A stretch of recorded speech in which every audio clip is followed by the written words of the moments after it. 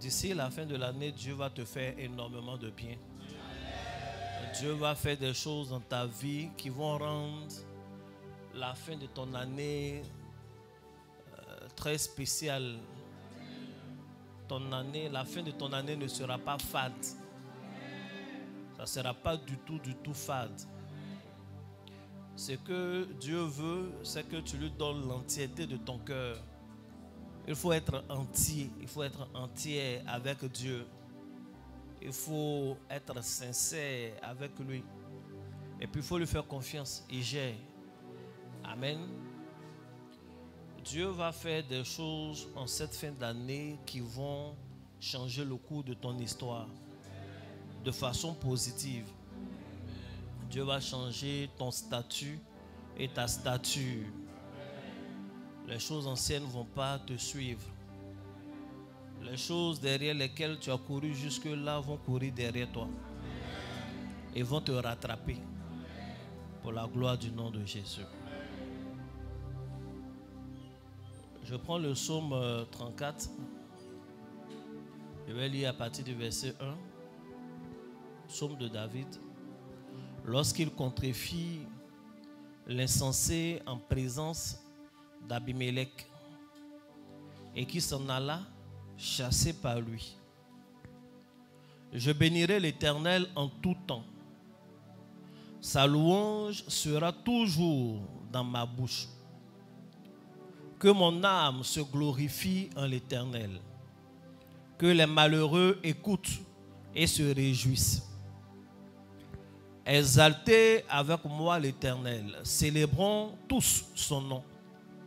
J'ai cherché l'Éternel et il m'a répondu. Il m'a délivré de toutes mes frayeurs. Quand on tourne vers lui les regards, on est rayonnant de joie. Et le visage ne se couvre pas de honte. Quand un malheureux crie, l'Éternel entend.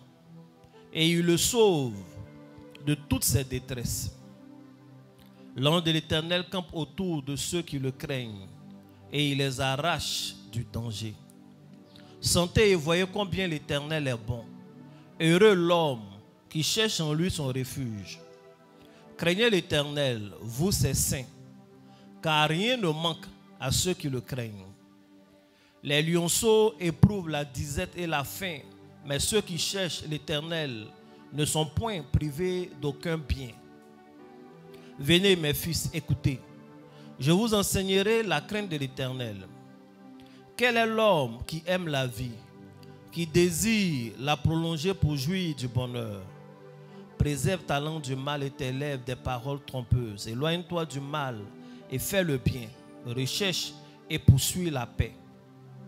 Les yeux de l'Éternel sont sur les justes et ses oreilles sont attentives à leurs cris. L'Éternel tourne sa face contre les méchants pour étrancher de la terre leurs souvenirs. Quand les justes crient, l'Éternel entend et il les délivre de toute leur détresse. L'Éternel est près de ceux qui ont le cœur brisé. Il sauve ceux qui ont l'esprit dans l'abattement. Le malheur atteint souvent le juste, mais l'Éternel l'en délivre toujours. Il garde tous ses os, aucun d'eux n'est brisé. Le malheur tue le méchant, et les ennemis du juste sont châtiés. L'Éternel délivre l'âme de ses serviteurs, et tous ceux qui l'ont pour refuge échappent au châtiment. Il faut dire Amen. Que Dieu vous bénisse abondamment. Que sa main soit sur votre vie. Il dit, exaltez avec moi l'Éternel, célébrons tout son nom. J'ai cherché l'Éternel et il m'a répondu. Il m'a délivré de toutes mes frayeurs. Qui connaît le thème du jour? Il m'a délivré de toutes mes frayeurs. Que Dieu vous bénisse abondamment. C'est le thème du jour et il est tiré du psaume du mois, le psaume que nous sommes en train de lire. Pendant tout le mois de septembre et encore des jours de ce mois d'octobre, nous avons parlé des autels. Qui s'en souvient? Et je vous ai donné un sujet de prière qui me tient à cœur. C'est un sujet de double chose. Il y a la prière et il y a la réflexion. Je vous ai dit de vous asseoir, de réfléchir, de faire passer votre vie aux différents paramètres que nous avons évoqués pendant tout ce mois. Notamment, nous avons traité un thème sur 2 séances de comment reconnaître que nous sommes victimes d'un autel maléfique. J'ai dit de bien écouter l'enseignement, s'asseoir, réfléchir pour voir s'il y a des éléments dans ta vie qui indiquent que tu pourrais être victime d'un autel maléfique. Ça, c'est la première chose. La seconde chose, le second volet, c'est vraiment la prière. De parler à Dieu. Notre Dieu, il est vivant. Il parle à ses enfants que nous sommes. De prier, de dire à Dieu de te révéler, de te parler, d'attirer ton attention. S'il y a un autel qui parle contre toi, s'il y a quelque chose qui agit contre ta famille, qui te révèle, que Dieu te parle. Dieu parle tantôt d'une manière, tantôt d'une autre. Mais qui te parle en songe, en vision. Souvent, des gens ont prié comme ça et puis ils ne savent même pas. Un parent les appelle pour dire, tu sais, un peu dans la famille, je veux te parler de la famille. Et puis on commence à lui relater les choses. Il ne sait pas pourquoi le vieux l'a appelé pour lui dire tout ça. Mais en fait, c'est ta prière. Quand on prie, Dieu nous répond. Ta responsabilité, c'est de prier. J'espère que tu es en train de le faire. Et il ne s'agit pas d'avoir des informations pour les garder. Il s'agit d'avoir des informations, de les faire passer au scanner prophétique pour qu'on en parle et pour qu'on prie. C'est pourquoi il fait les réceptions. Je suis là. Amen. Il y en a qui sont venus avec qui nous sommes en train de parler. Je vous ai dit que ce n'est pas très utile que de parler de ces choses et de ne pas passer à l'action. C'est-à-dire on sait qu'il y a des problèmes, mais on ne cherche pas à les résoudre, ce n'est pas bon. On va faire des prières au moment convenu, mais il y a quand même des situations qui se traitent au cas par cas. C'est pourquoi je t'ai demandé toi-même d'être responsable déjà en faisant cette prière que je vous ai donnée. Amen. Est-ce que tu prends ta vie au sérieux? Est-ce que tu as prié pour ça? C'est sérieux parce qu'il y va de ta destinée et de celle de tes enfants. Il s'agit de mettre fin désormais à des combats qui durent depuis trop longtemps déjà. C'est la première chose que je voudrais rappeler. La seconde chose, je vous ai donné une prière dans le groupe Telegram de l'église qui prend fin le 13 de ce mois. Amen. Le 13 octobre, c'est quand? C'est-à-dire demain lundi, ça prend fin. On finit ça demain lundi. Je vous ai dit, vous pouvez faire le matin ou le soir. Donc, demain soir, c'est terminé pour cette prière. Est-ce que tu fais la prière en question? Et il y a 2 choses, ou même 3. Et il y a l'enseignement, il y a les prières, et puis il y a des pratiques. Quand une prière spécifique est donnée, dans un temps précis, c'est une pratique, il faut le faire. Ça ne sert à rien d'avoir un pasteur qui enseigne des mystères, qui dit des vérités profondes spirituelles, et quand il donne les prières, on ne fait pas. Ce n'est pas bon. Il faut dire Amen. C'est ça qui fait la différence. J'ai déjà enseigné que le premier secret de l'exaucement, c'est la prière. Il y a des gens qui ne prient pas et qui estiment que Dieu va faire, Dieu même est au courant. Or, Dieu a mis des principes, il veut qu'on prie. Il y en a qui ne prient pas et qui murmurent. J'ai déjà enseigné que Dieu exauce aussi les murmures. Mais quand Dieu exauce les murmures, c'est toujours au désavantage de celui qui a été exaucé. Oui, il faut prier. C'est mieux que murmurer. La Bible dit l'Éternel a des oreilles attentives. Il entend les cris de ses enfants et il les délivre. Mais quand il a les oreilles attentives et qu'il entend des murmures, on se plaint toujours de Dieu. Ce n'est pas bon. Le peuple d'Israël, pendant tout son parcours dans le désert, chaque fois qu'ils ont eu un exaucement, c'était à la suite de murmures. Mais on sait, à la fin, aucun d'entre eux n'est rentré vraiment à Canaan. c'est pas bon. Priez. Ne murmurez pas contre Dieu. Quelqu'un a dit Amen. Le Seigneur m'a mis à cœur de vous prêcher le message que je vais prêcher aujourd'hui. La Bible dit, ce psaume-là, c'est un psaume de David. C'est lui qui l'a composé. C'est une prière, c'est un cantique qu'il a élevé vers Dieu dans un contexte particulier. Le verset 1 du psaume 34 nous dit, ce David-là, il a fait cette prière lorsqu'il était auprès de Abimelech, sur le territoire d'Abimelech, et il a été obligé de contrefaire la folie. C'est-à-dire, il s'est fait comme un fou. Il a imité un fou parce qu'il était dans une situation périlleuse. Quand on lit le psaume et qu'on voit le contexte, c'est comme le jour et la nuit. Parce que logiquement, lorsqu'on finit de nous planter ce contexte-là, le psaume qui doit suivre, les paroles qui doivent suivre, doivent être des plaintes. Mais au contraire, c'est des paroles de joie, mais aussi des paroles qui rassurent. C'est un témoignage. Il dit que Dieu est bon. Il délivre ceux qui l'invoquent. Et que lui, il en est témoin. Il a invoqué l'Éternel. L'Éternel l'a délivré de toutes ses frayeurs. Dieu est bon pour lui. Ce contexte-là, c'est lequel? En fait, la vie de David n'a pas toujours été simple. Un peu rejeté en famille. Finalement, oint par Samuel. Jouant pour Saül. Quand Saül est guéri, il retourne derrière les bêtes.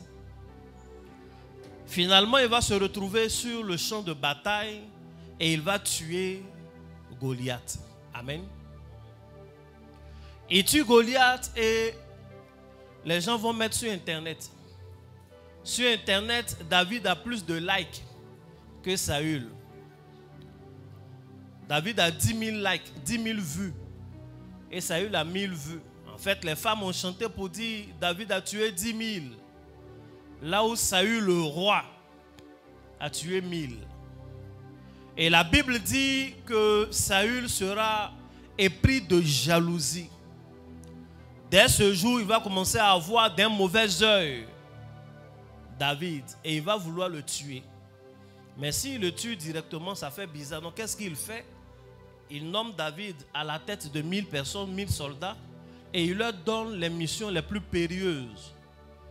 Ils ne sont pas bien équipés et on les envoie au cœur de l'ennemi. Comme ça, ils vont mourir.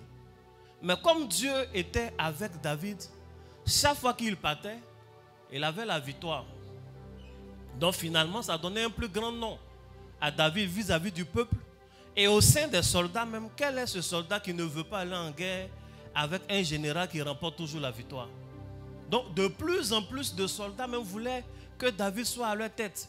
Quand on dit il y a un combat et que c'est David qui est à la tête, ils sont mobilisés, ils veulent aller. Parce que chaque fois c'est la victoire et ils reviennent tous sains et saufs. Donc finalement la stratégie qu'il a mis en place pour assassiner David va se retourner contre lui. C'est une situation, une stratégie qui va lui donner plus de noms. Donc au-delà des chants des femmes là, maintenant c'est tout le peuple qui aime David. Ce sont les soldats qui aiment David. Il a un plus grand nom. Quelqu'un a dit Amen. Donc c'est bien, il est heureux. Or, cela va susciter une plus forte jalousie de Saül, son patron, son boss, le roi. La Bible dit le roi va décider de tuer David. Et il le dit ouvertement. Il a dit à Jonathan, son fils, et il a dit à tous ses grands. D'abord, la première chose, on lui promet une femme à David. Et quand le temps du mariage arrive, finalement, on donne Mérab, la femme là, à une autre personne. Amen. La vie de David n'a toujours pas été facile. C'est-à-dire, il a appris à aimer une fiancée, et puis à la date, c'est quelqu'un d'autre qui l'a mariée. Et finalement, le roi dit, bon, je vais te donner ma seconde fille. Il avait 2 filles, Michal. David dit, lui, n'a pas l'argent pour doter Michal. Il lui dit, non, c'est pas grave. Comme dot, je veux 100 prépuces des Philistins. Ça veut dire, il faut aller dans le pays des Philistins. Il faut en tuer 100. Comme c'est des incirconcis, tu coupes 10 de leurs prépuces, 100 de leurs prépuces et tu envoies. Amen. La Bible dit, il le fait en ayant dans son cœur l'espoir, même la certitude que David va mourir. Et il lui donne un délai. Je veux que ce soit fait dans ce délai-là. Comme l'Éternel était avec David, en un plus bref délai même, David a réussi, a fait mieux que ce que Saül attendait de lui. Il est allé dans le camp des Philistins, il a mené la guerre et il a coupé 200 prépuces des Philistins. C'était la dot de Michal. Elle a eu dot, hein? Amen. 200. Il a déposé. Amen. Que Dieu vous bénisse. Peut-être c'est pour tout ça là qu'après, eux aussi, pour faire des enfants, c'était compliqué. Parce que couper, tu vois un peu, non? Donc il n'est pas mort. Et les gens ont commencé à trouver David trop courageux et trop puissant. On lui a donné la fille. Un jour, la maladie de Saül va revenir. Parce qu'il avait une maladie, de temps en temps, il devenait fou. Et quand il est fou comme ça, il commence à digresser. La Bible dit qu'il a des transports, c'est-à-dire il raconte n'importe quoi.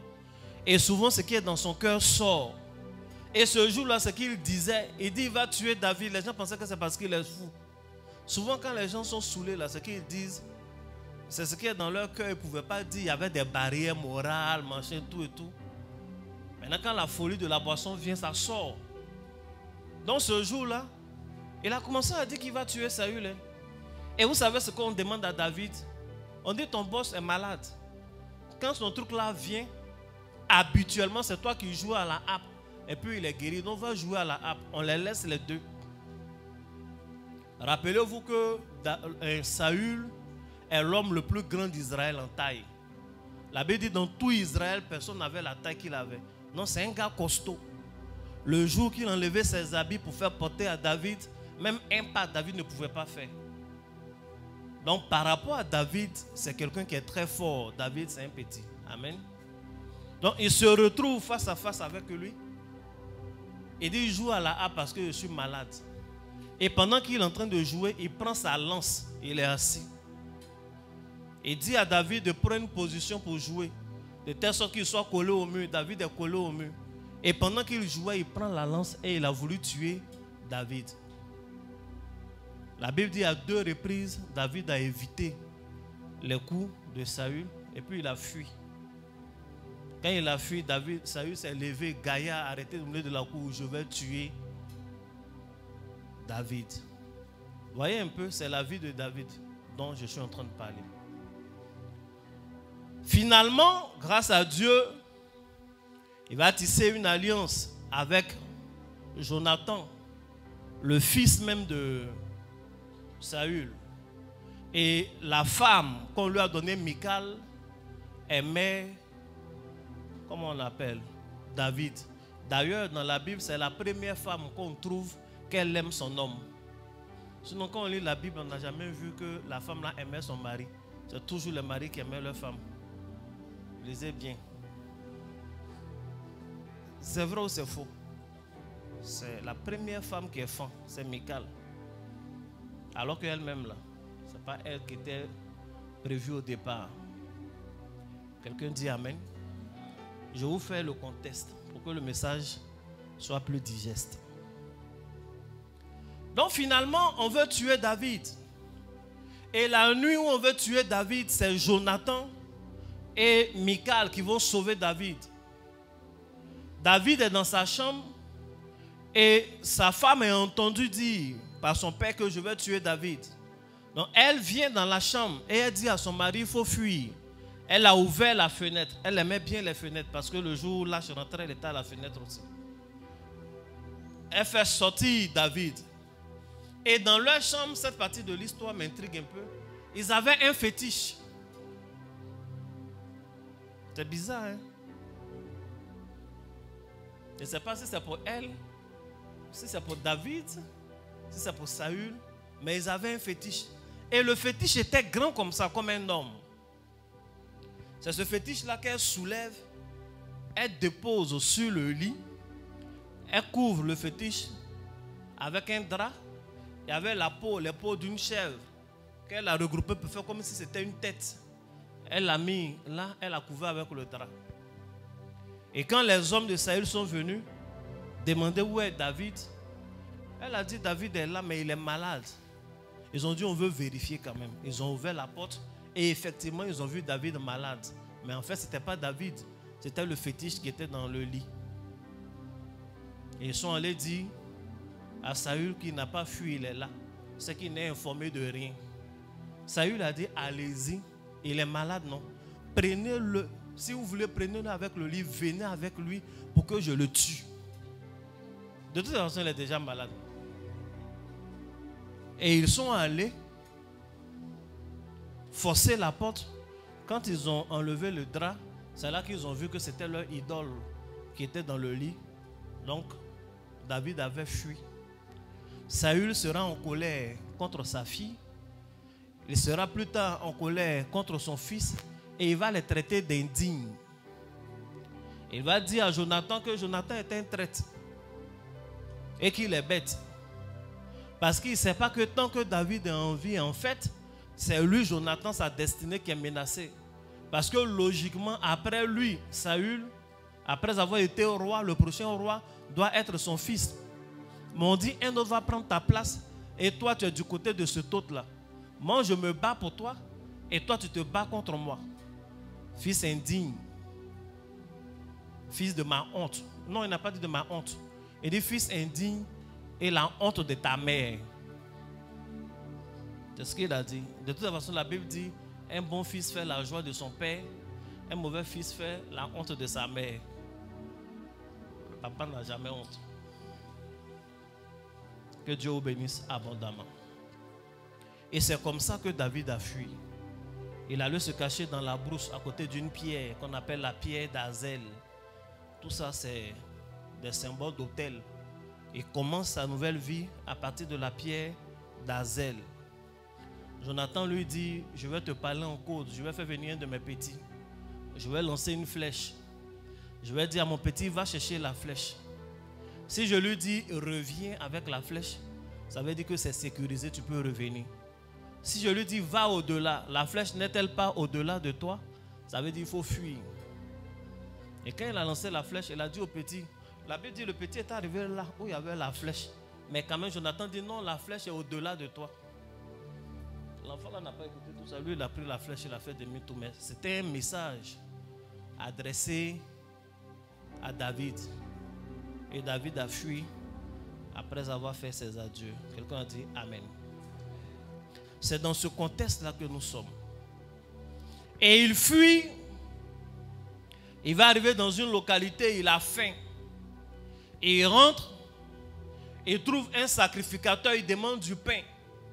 Mais pendant que le sacrificateur est en train de chercher à lui donner le pain, David remarque que dans le même temple, il y a le chef des bergers de Saül. Donc un homme de main de Saül. D'autres versions disent le plus grand de ses bergers. Et ce dernier a remarqué la présence de David.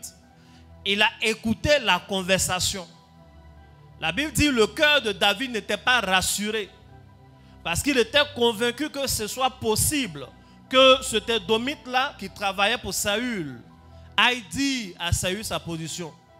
Et effectivement, c'est ce qu'il va faire. Dès que David quitte les lieux, l'information arrive à Saül. Saül fait venir ses hommes et on tue le sacrificateur. On tue tous ceux qui étaient dans le temple qui ont fait ce service-là, qui ont aidé. Ils sont considérés comme des traîtres. David est obligé de fuir. Quand il est arrivé dans le temple, il n'avait pas d'âme. Et il a demandé au sacrificateur, Akimélec. Il dit, est-ce que tu n'as pas du pain? Ensuite, il va demander un peu d'armes. Le sacrificateur lui dit, il n'y a pas d'armes ici, à part l'épée de Goliath. Quand tu as tué Goliath, en l'honneur de l'Éternel, nous avons déposé son épée ici. Et David dit, je prendrai cette épée-là, parce qu'il n'y a aucune épée pareille à son épée. Ça veut dire que l'épée de Goliath est la meilleure et elle est reconnaissable. Quand on voit, on sait que c'est ça. Amen. Malgré ça, quand il fuit pas, où est-ce qu'il va aller? Il est obligé de sortir d'Israël. Et il va dans un pays qu'on appelle le pays de Gath, chez les Philistins. Et c'est là-bas que tout ça va se passer. C'est un Abimelech. D'autres versions disent Akish. Abimelech, c'est aussi un titre, comme on dit Pharaon, Hérode et autres. C'est pourquoi il y a beaucoup d'Abimelech dans la Bible. Ce n'est pas le même individu. C'est un titre aussi. Un titre des rois des Philistins. Donc il arrive et les gens le voient. On dit, mais ce n'est pas David qui est là. C'est dangereux ce qui lui arrive. Il est où? Il est dans le pays de Gath. Pour ceux qui ne se souviennent pas, Gath, c'est le pays de Goliath. Le lieu d'où Goliath est originaire, c'est là-bas finalement David se retrouve. Et il se retrouve avec quoi? L'épée de Goliath. Et les gens le reconnaissent. Donc il vient, c'est le criminel de Goliath. Et il vient avec la preuve. Et cette fois-ci, il y a juste quelques personnes avec lui. Il est à la merci de ses ennemis. De toutes les façons, derrière, il y a son père, son roi, qui le poursuit avec l'armée que lui-même, David, a dirigée. Donc, par derrière, il a des problèmes.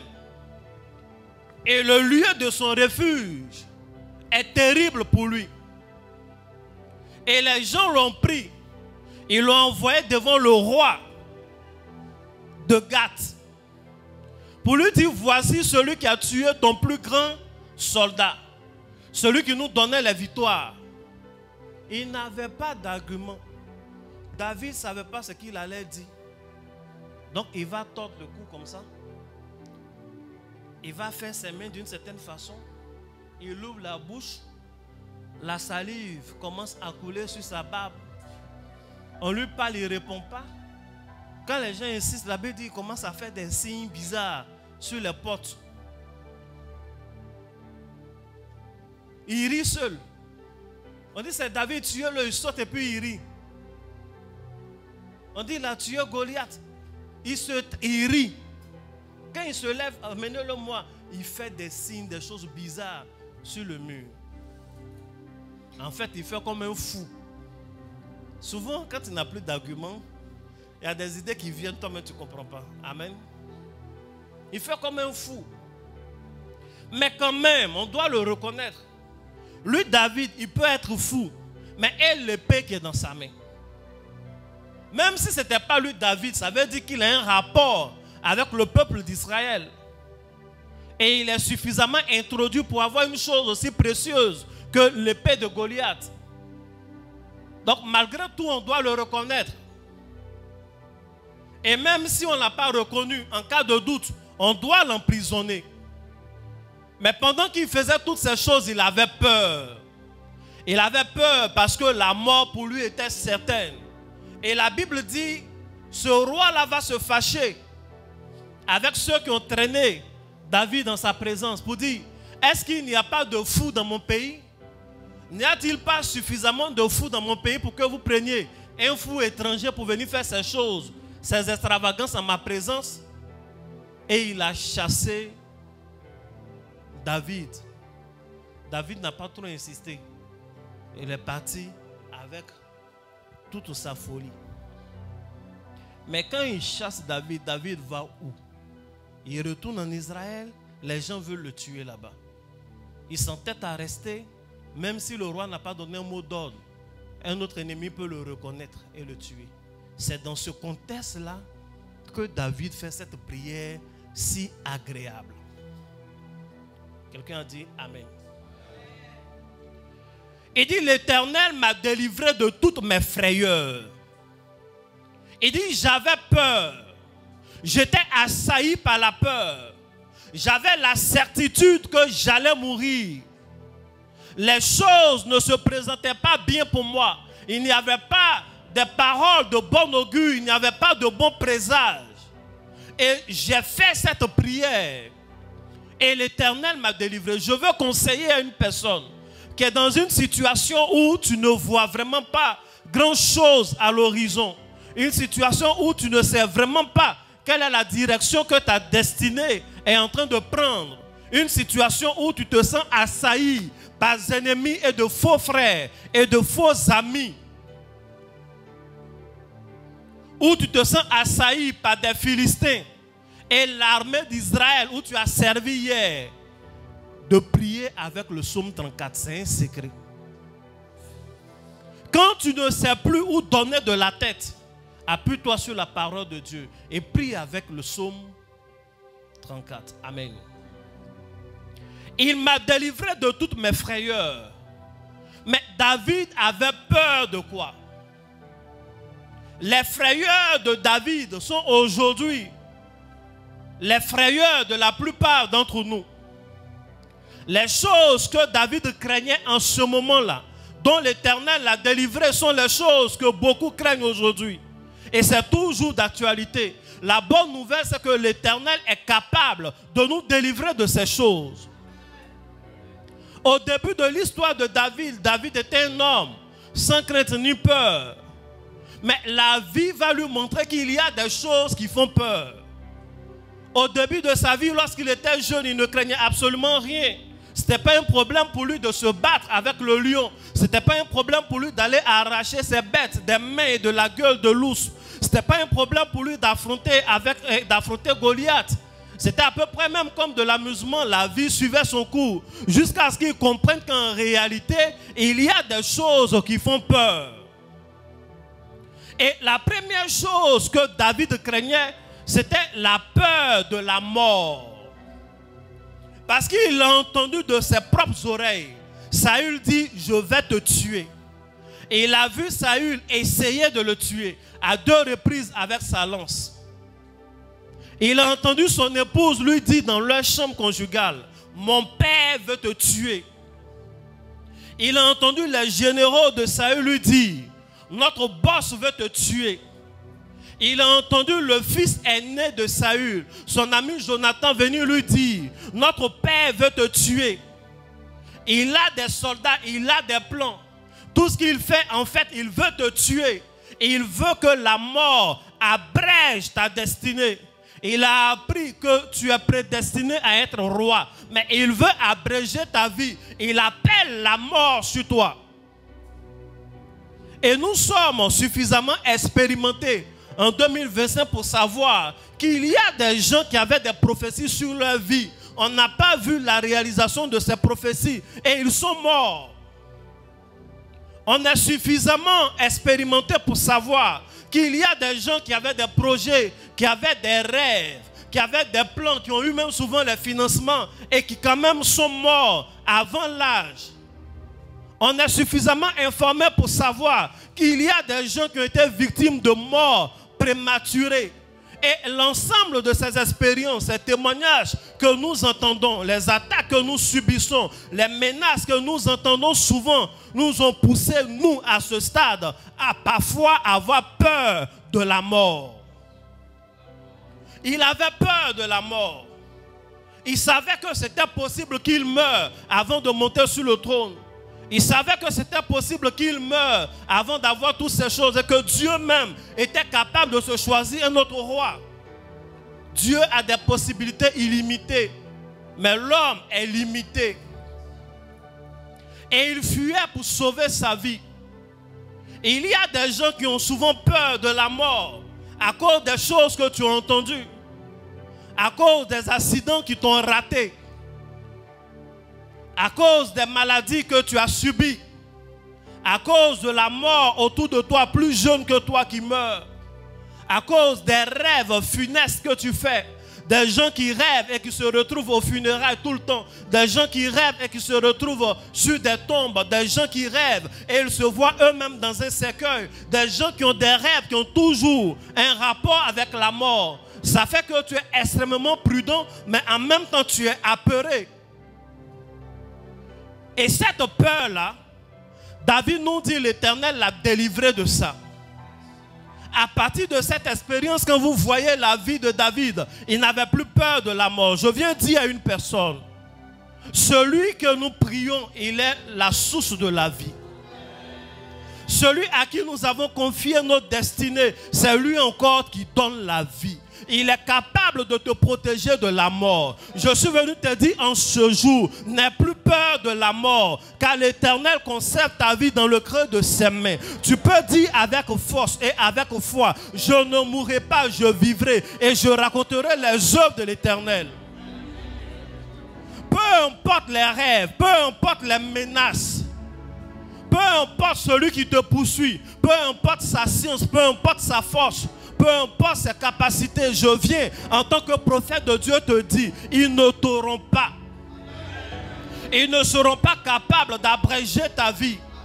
Ils ne seront pas capables d'abréger tes jours. Un seul de tes jours, une seule de tes minutes ne sera arrachée par la main de la mort prématurée. Amen. Je suis venu parler à une personne avec onction. Pendant que tu entends le son de ma voix, le voile de la mort quitte au-dessus de toi. Le voile de la mort quitte au-dessus de tes enfants. Amen. Cette mort-là sera pour tes ennemis. Cette mort-là sera pour tes adversaires. Amen. La force qu'ils ont creusée ne va pas te servir. Cette force-là va servir à les enterrer eux-mêmes. Le cercueil que tu as vu ne va pas servir à t'enterrer, ça va servir à enterrer tes ennemis. Je te dis, aussi vrai que Saül est mort avant David, tu ne mourras pas avant tes ennemis au nom puissant de Jésus. Amen. Je viens avec une force prophétique pour t'annoncer, peu importe ce qui t'a été dit, peu importe qui t'a dit, mais en ce qui concerne la mort, à partir de ce matin, tu n'as absolument rien à craindre. Peu importe les événements, ta vie est sécurisée, ton âme est sécurisée, ton corps est sécurisé, que ce soit par des menaces physiques, que ce soit pour des attaques spirituelles, peu importe, le malheur de la mort ne te frappera pas au nom de Jésus. Le malheur de la mort ne te frappera pas au nom de Jésus. Amen. Dieu t'a envoyé ici en ce jour pour enlever le voile de la mort. Dieu te permet de m'entendre en ce jour pour enlever le voile de la mort au nom de Jésus. Amen. Celui qui est ressuscité. Amen. Il dit, il m'a délivré de toutes mes frayeurs. Il m'a délivré de la peur de la mort. Il m'a délivré de la peur de la mort. Et il savait que celui qui le poursuivait était un homme de guerre. Il savait que celui qui le poursuivait était un homme de science spirituelle. Il était oint par Samuel.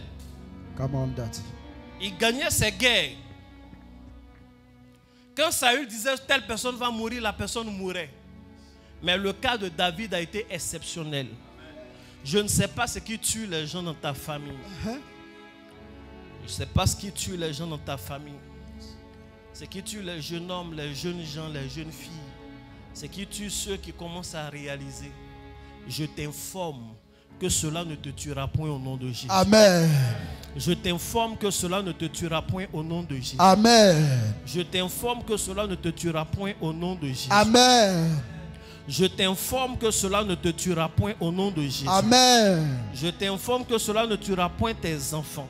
Amen. Cela ne tuera point tes petits-enfants. Amen. Peu importe où ils sont, cette déclaration les concerne aussi au nom de Jésus. Amen. Cette déclaration les concerne aussi au nom de Jésus. Amen. Ta vie ne sera pas abrégée au nom de Jésus. Amen. Ta vie ne sera pas abrégée au nom de Jésus. Amen. Ta vie ne sera pas abrégée au nom puissant de Jésus. Amen. Leurs vies ne seront pas abrégées au nom puissant de Jésus. Amen.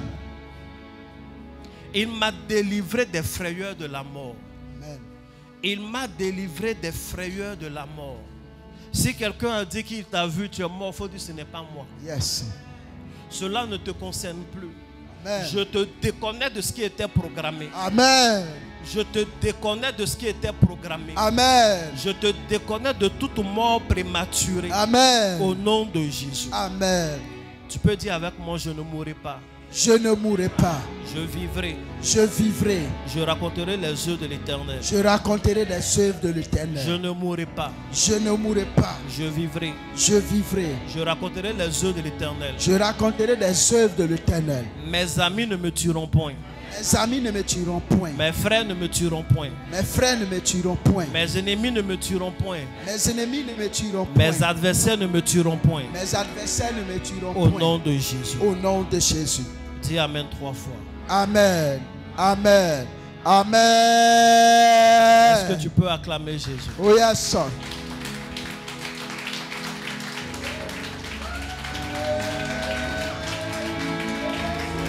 Assois-toi, royal. Donc la première frayeur dont il a été délivré, c'est la peur de la mort. De ce Saül qui voulait le tuer. La deuxième peur, et je vais m'arrêter là, que David avait, c'était la peur de la déchéance. La peur de l'humiliation. Il faut dire Amen. David a connu la pauvreté. Il était derrière les troupeaux. Et puis finalement, il a tué Goliath. Enfin, il commence à avoir un nom. Les gens se reconnaissent en lui. Il a même marié la fille du roi.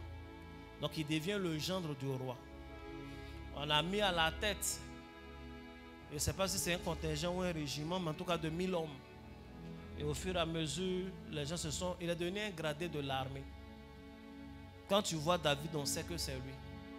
Les artistes zouglous du pays ont commencé à dire son nom dans les chansons. Parce qu'il est connu. Les femmes, on dit quoi, les djeli, non? Djeliba, les griottes là. On commençait à chanter son nom et il est reconnu. Il n'est plus comme avant. Pendant les fêtes, il y a le trône où Saül a assis le roi. Il y a une place où Jonathan a assis. Il y a une place où le chef d'état-major particulier de Saül est assis. Et puis après, David est assis. Sa femme est assise. La princesse. Donc, il est au palais. C'est cette vie-là qu'il avait. C'était une vie d'honneur. Maintenant, Saül veut le tuer. Pour sauver sa vie, il doit fuir. Mais quand il fuit, où est-ce qu'il va avoir tout ça? En fait, il quitte du statut d'un homme reconnu au statut d'un fugitif, d'un mendiant, de quelqu'un qui est obligé de faire comme un fou pour survivre, de quelqu'un qui est obligé d'aller dans un temple, dans une église pour demander est-ce qu'il n'y a pas un peu de pain, même s'il y a 5 donnés. Les pains secs, là, les vieux donnés, c'est David qui mangeait à la nouvelle lune avec le roi, qui désormais se retrouve à mendier son pain. Et il avait peur que cela dure. En une seule nuit, sa vie a basculé. Et si ça reste ainsi, il est foutu. Si Abimelech le reconnaît, on peut le tuer, ou on peut le mettre en prison, ou il peut être au service même de ses ennemis pour sauver sa peau. Donc il avait la peur de la déchéance. Il avait la peur de l'humiliation. Lui, le héros national. Et cette peur-là est partagée par plusieurs d'entre nous. Il y a des gens qui sont inquiets. Ils sont inquiets parce qu'ils créent l'humiliation. Il y a des gens qui sont inquiets quand ils lèvent la tête et qu'ils voient le calendrier. Ils voient la date. Et puis ils voient ses soldes. Ils se rendent compte que ce n'est pas évident que ce mois-là, je puisse faire face aux factures. Est-ce qu'ils ne vont pas venir enlever le compteur sur moi? Surtout que maintenant, ils ont leur technologie, ils coupent ça de là-bas. Il n'y a pas quelqu'un qui va venir où tu vas négocier un peu. Non, tu sais, le bébé est là, si vous coupez le ventilateur, tiens 2000. Non, c'est un ordinateur là-bas, il a plus quoi. C'est coupé, tu as causé avec qui? Et dans tout le quartier, il y a la lumière. Chez vous seul, il n'y a pas la lumière. C'est un peu, ça fait un peu honte. Mais c'est gérable. Amen. Ce qui est difficilement gérable, c'est quand finalement on vient te dire de sortir. Il faut quitter la maison. On ne veut pas que tu sois... C'est bon. Tu veux payer un mois encore. Il faut garder, il faut garder. Un mois, l'empreinte et après on te chasse. Bon, comme aujourd'hui, beaucoup de personnes lisent le droit. Mais sinon, avant là, il y avait des manières sauvages de mettre des gens à la porte. Hein. Il y a des propriétaires qui viennent et qui enlèvent ton compteur d'eau. Ce n'est pas la chose ici qui enlevait, hein. C'est lui, le propriétaire, parce que tu n'as pas payé ton loyer. Donc, on coupe l'eau sur toi. Tu vis dans l'eau là, tu vis dans la maison, tu n'as pas d'eau. Même pisser, tu ne peux pas faire. Pour quelqu'un, et puis, bon, quand tu es en train de commencer la vie, ça va. Mais pour quelqu'un qui a connu une certaine gloire et qui est en train de descendre, il y a des gens, ils sont peut-être à 5 ans, à 10 ans de la retraite. Et puis, il y a une angoisse maintenant qui serre leur cœur. Il se dit, mais finalement, je prends la retraite, qu'est-ce que j'ai fait? Même une maison, je n'ai pas bâti. C'est mon salaire qui me permet de louer cette maison. Après la retraite, avec nos systèmes souvent bizarres là, où la pension vient en retard, il paraît qu'il y a beaucoup d'améliorations maintenant. Mais comment je peux vivre? Il faut dire amen. Souvent on a peur de l'humiliation. On commence à craindre pour notre destinée. Il savait qu'il avait été oint pour être roi. Mais là, il est en train de s'éloigner même du royaume. Je suis venu parler à quelqu'un. Il faut dire, je n'ai pas peur de l'humiliation. Je ne crains pas la déchéance. Tu sais, la déchéance ne sera jamais ton partage. Nous, on ne peut pas être déchus. Dieu peut te faire passer par des épreuves, mais ça ne sera jamais la déchéance. Tu ne perds pas ta nature, tu ne perds pas qui tu es. Amen. Il y en a qui ont commencé à avoir peur de leur destinée. Tous les petits là sont mariés. Moi, je ne suis pas marié. Il n'y a pas quelqu'un qui vient me dire je t'aime même. C'est compliqué. Une brique, je n'ai pas encore placé au village. Est-ce que c'est une urgence même de placer une brique au village? Pas trop urgent, non. Ça dépend. Si tu es brillé, c'est une urgence. De toute façon, tu vis au village. Amen. Amen. Mais bon, c'est toujours bien de réaliser. Même une brique n'est pas placée au village. Mais à Abidjan, même, tu n'as pas encore placé. Donc, l'angoisse commence à monter dans ton cœur. La frayeur, la peur de l'humiliation. La peur d'être sans-abri pendant longtemps. La peur que ces problèmes-là perdurent. La peur d'avoir une petite carrière lambda quelconque. De rester à ce niveau-là toute ta vie. La peur d'être dépassé par les générations qui viennent. Par des petits frères impolis. Oui, il y a des familles, si tu n'as pas évolué vite, il n'y a plus le respect. Plus personne ne te respecte. Il y a quelqu'un qui disait, quand tu n'as rien dans une famille, pendant les fêtes, c'est toi qui te donne la boisson pour que tu décapsules avec tes dents. Donc si tu n'as pas l'argent, au moins, elle est dents dures. Amen. Que cela ne t'arrive pas au nom de Jésus. Tu vas te tenir debout.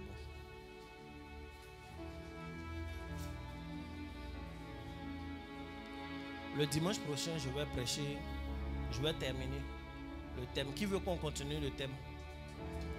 C'est des thèmes qui sont prophétiques.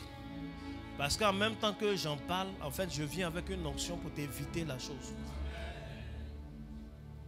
S'il n'y a pas une onction derrière toi, tu as raison d'avoir peur de la mort. Parce que la mort est une puissance réelle. La mort est une puissance réelle. La mort n'est pas une bonne chose.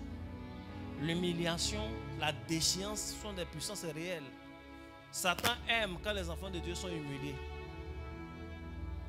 L'un des chrétiens que Satan même a aimé, c'est Lazare. De toute façon, Lazare souffrait. Je suis convaincu que même si le fantôme de Lazare était sorti pour aller parler aux frères de l'homme riche, ils n'allaient pas croire. Ils allaient fuir. Parce que le fantôme de pauvre fait toujours peur. Oui, fantôme de pauvre fait peur. Quand toi-même tu rêves et puis tu vois tes parents qui malheureusement n'avaient pas beaucoup réussi en rêve, qui sont déjà morts, quand tu les vois en rêve, quand tu t'élèves, tu brises l'esprit de mort, non? Mais quand tu rêves et puis tu vois Oufoué Boigny te parler en rêve, quand tu t'élèves, alléluia, mais Oufoué aussi est mort.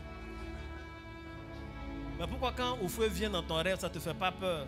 Mais c'est le vieux pauvre au village, quand il est mort, il vient dans ton rêve, ça te fait peur. Fantôme de pauvre fait peur. Vaut mieux réussir. C'est ça Abraham a vu, il a dit à l'homme riche, non, laisse Lazare ici. Ils ont les prophètes, ils ont Moïse là-bas, ils vont lire la parole. Sinon, si on envoie Lazare pour leur parler. Mais ça fait film d'horreur. Imagine un gars qui sort avec des plaies, il est là. Et puis, parce que quand Jésus est ressuscité, il avait ses plaies. Donc, Lazare, s'il s'en va les voir, il aura ses plaies. Peut-être un ou deux chiens encore autour de lui pour qu'on reconnaisse que c'est lui. Toi, tu vas écouter un gars comme ça qui vient te parler du royaume des cieux. Tu vas fuir. L'humiliation ne sera jamais votre part au nom de Jésus. Tout ce que le diable avait prévu comme scénario pour que tu aies honte, ce scénario-là est détruit au nom de Jésus. Tout ce que le diable avait prévu pour que tes enfants fassent ta honte, je déclare que cela est annulé au nom de Jésus. Tu n'es pas mendiant au nom de Jésus. Tes enfants ne sont pas mendiants au nom de Jésus. Tu n'es plus endetté au nom de Jésus. Tes enfants ne sont pas endettés au nom de Jésus. Je déclare que la situation périlleuse qui te fait craindre la honte, la chose est réparée. Il y a des gens qui ont peur à cause du temps qui est en train d'avancer. Je prends de l'âge. Mais depuis là, c'est toujours la même situation. On pouvait m'accepter comme ça quand j'étais plus jeune, mais maintenant c'est compliqué, ça commence à faire honte. Je déclare au nom de Jésus que Dieu te restaure. La situation se répare au nom de Jésus. Répète avec moi, je ne mourrai pas. Je n'aurai pas honte. Je ne mourrai pas. Je ne serai pas dans l'humiliation. Au nom de Jésus. Dis Amen et acclame puissamment Jésus. Acclame bien Jésus.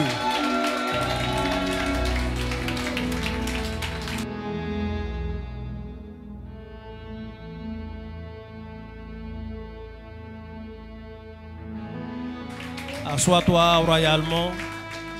Que Dieu te bénisse abondamment. Amen. Demain lundi, on va prier sur Telegram. Je veux prier pour vous. Demain à 21h, soyez connectés. Je veux déclarer des choses dans votre vie. Parce que je vous ai donné des prières à faire. J'espère que vous faites. Mais c'est un bon jour pour moi de faire des déclarations prophétiques, de prier, de parler pour que Dieu vous bénisse. Donc sois connecté pour dire Amen. Sois connecté avec un cœur ouvert pour recevoir les bénédictions. En général, les lundis sont jours de repos des pasteurs, mais il y a les jours où on ne laisse pas passer. Il vaut mieux travailler pour bénir le peuple de Dieu.